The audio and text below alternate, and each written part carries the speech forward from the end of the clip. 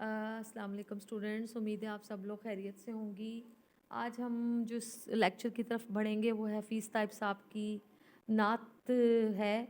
और जैसा कि आप समझते हैं कि नात से मुराद ऐसी नज़म जिसमें आज़ू सल्लल्लाहु अलैहि वसल्लम की तारीफ़ और तौसीफ़ बयान की जाए। मारूफ नात गो शायर जनाब हफीज़ ताइब साहब 14 फरवरी 1931 को अहमद नगर ज़िला गुजरांवाला में पैदा हुए। उन्होंने अपनी इब्तदाई तालीम जो है वो गुजरांवाला से ही हासिल की और मुलाजमत के दौरान पंजाब यूनिवर्सिटी से एमए पंजाबी का इम्तिहान भी पास कर लिया और शोबा पंजाबी में बतौर लेक्चरार मुंसलिक हो गए। पीएचडी के लिए यूसुफ जुलेखा दे किस्से के उन्वान से उन्होंने मुकाला भी तहरीर किया, यानी उन्होंने पीएचडी पंजाबी ज़ुबान व अदब में की थी। उनको पंजाबी और उर्दू की नातिया शायरी में एक मोतबर मकाम हासिल है। उन्होंने नात निगारी के रवायती मज़ामीन से हटकर नहायत मुनफरिद अंदाज की नात लिखी। उन्हें आदमजी अदबी अवार्ड से भी नवाजा गया। मरकज़ी ख़्याल इस नात का यही है कि हुज़ूर सल्लल्लाहु अलैहि वसल्लम की ज़ात बाबरकात नहायत खुश खसाल, खुश ख़याल और साहिब खुल्क़ अज़ीम है। आप सल्लल्लाहु अलैहि वसल्लम सिद्क़ व सफ़ा के पुतले और खैरुल बशर हैं। आप सल्लल्लाहु अलैहि वसल्लम के लुत्फ़ व इनायात का सिलसिला दुनिया से आखिरत तक मुहीत है। उम्मत मुसलमा की हालत ज़ार आप सल्लल्लाहु अलैहि वसल्लम से मदद की तलबगार है। नज़म का जो ये मरकज़ी ख़्याल है और इसका ख़ुलासा यही हो सकता है कि आज़म की आदात और ख़्यालात मिसाली थे। आप सल्लल्लाहु अलैहि वसल्लम दोनों जहानों के लिए रहमत बनकर आए। आप सल्लल्लाहु अलैहि वसल्लम की सीरत और आप सल्लल्लाहु अलैहि वसल्लम का किरदार काबिल रश्क है। आप सल्लल्लाहु अलैहि वसल्लम दिल शिकस्तों को नवाजने वाले और बेसहारों का सहारा हैं। आप सल्लल्लाहु अलैहि वसल्लम की ज़ात सरतापा मोहब्बत व खुलूस और मुजस्सिम सिद्क है। आप सल्लल्लाहु अलैहि वसल्लम का इखलाक अज़ीम और अल्ताफ़ अमीम है। आप सल्लल्लाहु अलैहि वसल्लम ने चाँद को टुकड़े किया और टुकड़े टुकड़े लोगों को बाहम मिला दिया। आप सल्लल्लाहु अलैहि वसल्लम हमारे लिए दुनिया में कामयाबी की अलामत है और आखिरत में वसीला निजात। अब हम इसके एक एक शेर की जानिब आते हैं। मुकम्मल तौर पर जो तशरीह है वो इसी सूरत में आपको समझ में आ सकती है जब हम एक एक शेर का मुताला करें। खुश खसालो खुश ख्यालो खुश खबर खैरुल बशर, खुश नियादो खुश नहादो खुश नज़र खैरुल बशर।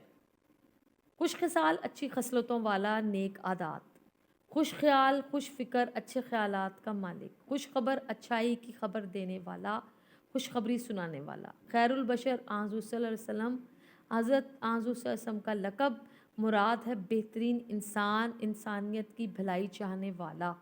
खुश नियाद आली नस्ब अच्छे कबीले से ताल्लुक़ रखने वाला, खुश निहाद नहायत नेक तबीयत हंसमुख नेक फ़ितरत, खुश नज़र अच्छी नज़र डालने वाला और मोहब्बत से देखने वाला। हफीज़ ताइब उर्दू नात में एक मुस्तनिद मकाम के हामिल हैं। आपको ख़यालात के इजहार और अल्फाज के चुनाव पर मुकम्मल दस्तरस हासिल है। नात के इस मतला में आपने खुश के साबके के साथ पैगम्बर आखिरुज़्ज़मां की मुतअद्दिद सिफ़ात की तरफ इशारा किया है। आप लिखते हैं कि आज़ू सल्लल्लाहु अलैहि वसल्लम की आदात व इतवार मिसाली हैं। आपके ख़यालात आला व अरफ़ा हैं। आप मायूस और अफसरदा लोगों को खुशखबरी सुनाने वाले हैं।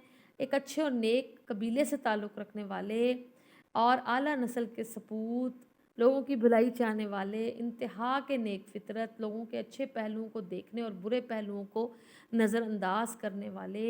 सबसे बढ़कर ये कि आप सल्लल्लाहु अलैहि वसल्लम दुनिया में रहमतुल लिल आलमीन और दुनिया वालों का खैर ख्वाह बना के भेजा गए पैगम्बर हैं। एक ही लफ्ज़ से मुख्तलिफ़ तरकीब तराशने के अमल ने शेर के हुस्न को बहुत दुबाला कर दिया है। शेर का मोती आहंग शायर के हुस्न कलाम और ज़ोर बयान को नुमाया कर रहा है। यानी आप ये देख रहे हैं कि शायर ने कितने खूबसूरत तरीके से अल्फाज का चुनाव किया है कि अगर आप उन अल्फाज के मानी ही समझ लें तो आप सारी तशरीह जो है वो बहुत अच्छे तरीके से समझ सकते हैं।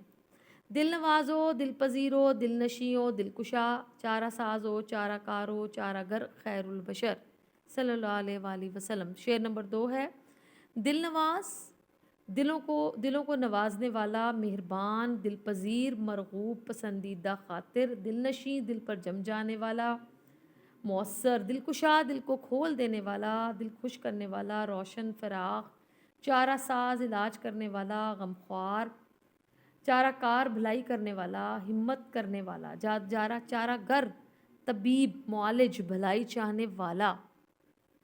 نعت کے اس دوسرے شعر میں بھی تکرار لفظی کے حسن سے بہت بخوبی آشنا نظر آ رہے ہیں حفیظ طیب صاحب، اور دل کے لفظ سے مختلف تراکیب وضع کی گئی ہیں۔ سرکار کائنات صلی اللہ علیہ وآلہ وسلم کو انسانی دلوں کو اپنی محبت سے سرفراز کرنے والے، لوگوں کو اپنی طرف راغب کرنے والے، انسانی دلوں پر اپنی محبت کے نقوش ثبت کرنے والے اور افسردہ دلوں کو خوش کرنے والا قرار دیا گیا ہے۔ دوسرے مصرعے میں بھی آپ صلی اللہ علیہ وسلم کی انسان دوستی کو موضوع بنایا گیا ہے۔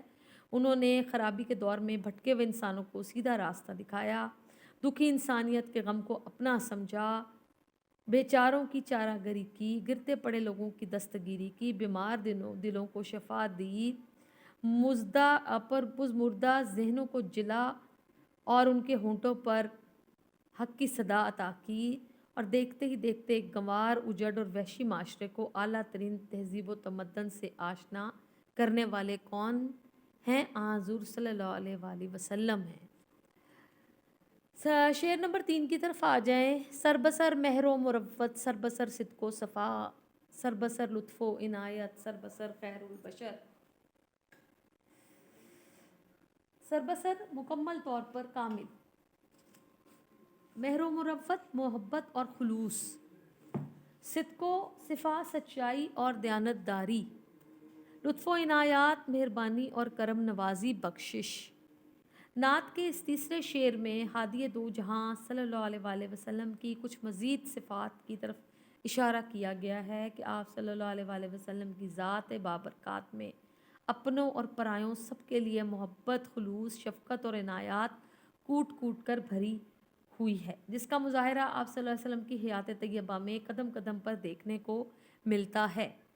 آپ صلی اللہ علیہ وسلم لوگ آپ صلی اللہ علیہ وآلہ وسلم کو پتھر مارتے تھے، آپ ان کے لیے ہدایت کی دعا کرتے تھے، لوگ آپ صلی اللہ علیہ وسلم پر کوڑا پھینکتے تھے، آپ ان کی تیمارداری کرتے تھے۔ آپ صلی اللہ علیہ وسلم کی سچائی اور دیانتداری کا یہ عالم تھا کہ بڑے سے بڑے دشمن بھی آپ کو صادق اور امین کے لقب سے پکارتے تھے۔ ایک طرف آپ صلی اللہ علیہ وسلم کے قتل کے در پہ تھے، دوسری طرف امانتیں بھی آپ صلی اللہ علیہ وسلم کے پاس رکھواتے تھے۔ آپ صلی اللہ علیہ وسلم کی کرم نوازی اور درگزر کا یہ عالم کہ فتح مکہ کے موقع پر جہاں خود پر ہونے والے تمام مظالم کا حساب لیا جا سکتا تھا، خون کی ندیاں بہائی جا سکتی تھی، بدلہ لیا جا سکتا تھا، لیکن آپ نے اس موقع پر بھی عام معافی کا اعلان کر دیا۔ دنیا میں آپ صلی اللہ علیہ وآلہ وسلم سے بڑی رحیم اور مہربان ہستی بھلا کون ہوگی؟ تو اسی صورت میں بقول مولانا ظفر علی خان، دنیا میں رحمت دو جہاں اور کون ہے، جس کی نہیں نظیر وہ تنہا تم ہی تو ہو۔ تو اس تیسرے شعر کے بعد جو اگلا شعر ہے اس میں لکھتے ہیں حفیظ طیب صاحب: صاحب خلق عظیم و صاحب لطف امیم، صاحب حق صاحب شق القمر خیر البشر صلی اللہ علیہ وآلہ وسلم۔ صاحب خلق عظیم، اعلیٰ ترین اخلاق کے مالک، لطف امیم عام رحمت، سب کے لیے یکساں مہربانی اور نوازش، شق القمر حضور کا معجزہ جس میں چاند کے 2 ٹکڑے ہو گئے تھے۔ شق القمر کے حوالے سے اس شعر میں صنعت تلمی ہے، یعنی کسی مشہور واقعے کی طرف اشارہ ہے۔ جہاں تک آپ صلی اللہ علیہ وسلم کی دیگر صفات کا تعلق ہے تو بے شک آپ کو اعلیٰ ترین اخلاق سے نوازا گیا۔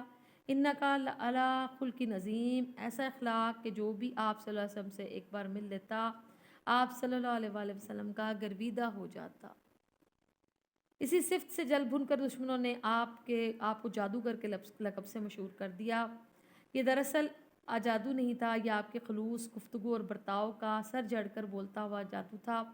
دوسری جانب آپ کی نوازشات صرف چھوٹے بڑوں کے پاس نہیں تھیں، بلکہ امیر، غریب، مالدار، مسلم، عیسائی، یہودی، غرض ہر ایک کے پاس آپ کا فیض پہنچتا تھا۔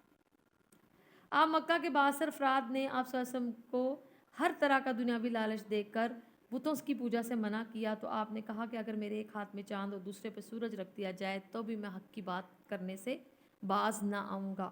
آپ صلی اللہ علیہ وسلم کی اسی استقامت، حق گوئی اور اعلیٰ اخلاق کا کرشمہ ہے کہ آپ صلی اللہ علیہ وسلم کے ایک اشارہ پر چاند 2 ٹکڑے ہو گیا، اور یہی اس شعر میں اسی ایک اس واقعے کی طرف اشارہ کیا گیا ہے۔ اس شعر میں صنعت تلمی پائی جاتی ہے۔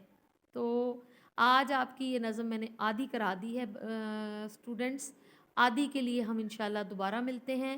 اللہ حافظ۔